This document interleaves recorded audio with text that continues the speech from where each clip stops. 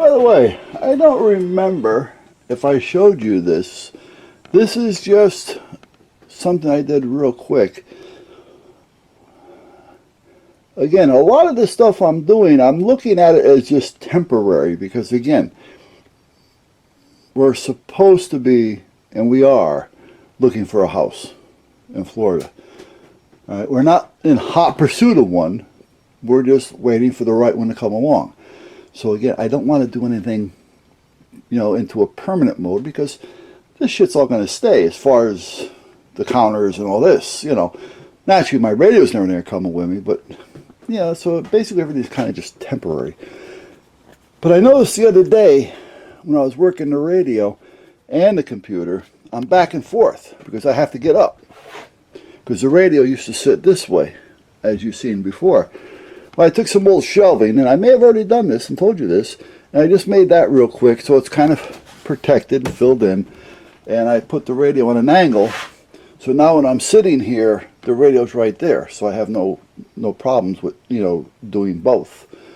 And once we move, I will probably set up a radio console with the computers, so it'll come around here and right around like this, and it'll be done in more of a permanent fashion, finished, let's put it that way. And it'll be made so I can just add more radios to it if I want to without redoing everything every time I add a radio.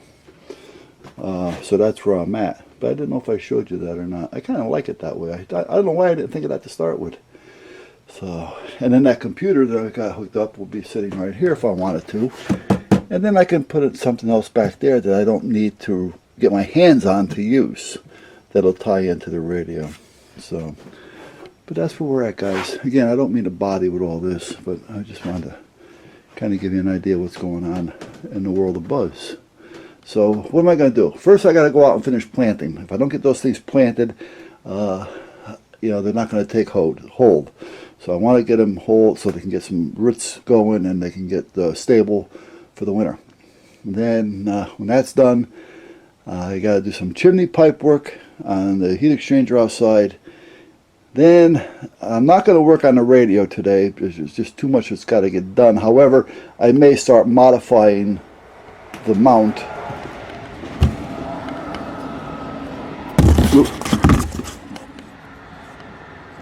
I may start to modify that, get that ready. I may put one of the ends on the coax, so that'll be ready.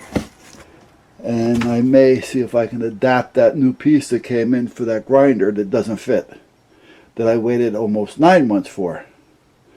7 months for them to call me up and say, oh, I think they sent us the wrong one. That was Grizzly calling me, telling me whoever they got it from sent them the wrong one 7 months later. And I said, yeah, sounds like the wrong one. And then 2 months after that, or actually a little bit more than 2 months after that, they sent me the wrong one anyway. So much for that. You're not going to catch me buying this shit from Harbor Freight. For you guys who buy from them, good luck. I mean, good. If you're having good luck with them, fine, stick with them. I had nothing but problems with them. You can't find replacement parts for half this shit. Right? So, I'm not saying I won't buy, but I know when I do buy, it's going to be basically if it breaks, you throw it away. That's how I'm going to look at it, so it's got to be something I really don't care about. I need it once, and hopefully it works once. And if it breaks after that, throw it away. All right? So, I mean, even their cutoff disc. I forgot who it was that did something on cutoff disc the other day. I bought some cutoff discs from Harbor Freight. And the disc wears down before I get my first cut. And I'm not talking heavy-duty material here. Where if I go for a Black & Decker or a DeWalt cutoff disc, I can cut through, a piece of 1/4-inch steel and still have plenty of disc left. So a lot of this stuff, you get a lot for your money, but it doesn't last as long. You can go through 20 discs from Harbor Freight, that I can buy 3 DeWalts and do the same amount of cutting. So, So I've got some DeWalt's up there. I got some other crap that I got from Tractor Supply, which is a little bit better than Harbor Freight. But your DeWalt stuff, I find that I never have a problem with DeWalt. I never have an issue with DeWalt. Their drills, their drill bits, their any of their equipment. Their saws, I got a saw in it. Never have a problem with DeWalt. Sometimes you pay a little bit more for it, but you know what? They're trouble-free. Now, if you can't get to a point where you need it, and you really haven't got that kind of money, and you're not using it a lot, well, then buy what you want. You know, I mean, that's the way it is. I've bought Ryobi for the longest time. I had like, I don't know, 10, 12 of them. Because every time I needed a new battery, I'd buy a whole new set, because you get the batteries and the set with it for the same price as I would the battery. So I just threw away a whole plastic container. One of those containers of a bunch of Ryobi drills and little saws and everything that eventually, you know, just crapped out. But I've used them for years, you know. So if you're going to buy cheap, buy Ryobi, because they last. You want to go next step up? Go to DeWalt. All right. In my opinion, stay away from Harbor Freight.